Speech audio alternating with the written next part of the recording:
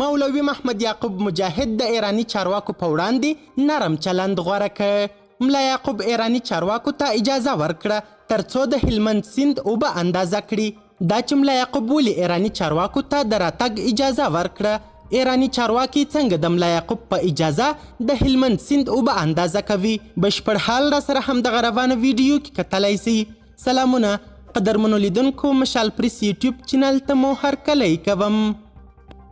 د ایران سفیر وایي طالبانو د کجکي بند ته د ایرانی متخصصانو له سفر سره موافقه کړې.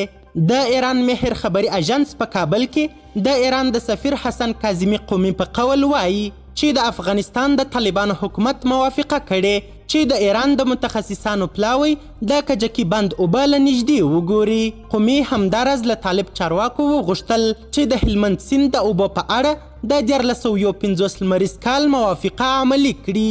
د په یوه تلویزیوني مرکه کې وویل د ایران د اوبو حق باید د دوو هیوادونو د موافقې په رڼا کې تامین سي.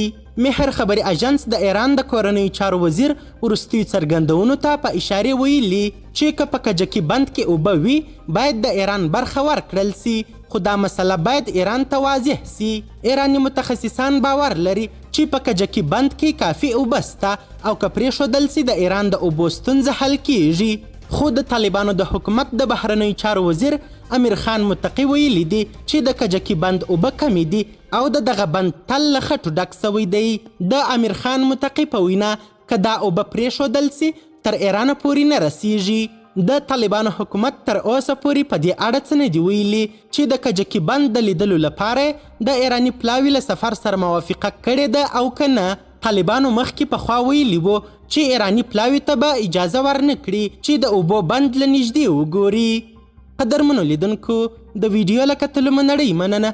د لا زیاتو او نورو لحظه پر لحظه خبري مطالب لپاره زموږ همدغه مشال پریس یوټیوب چینل سبسکرایب کړئ. تر بیا او بلې ویډیو ښه وخت ښې چارې. د الله په امان.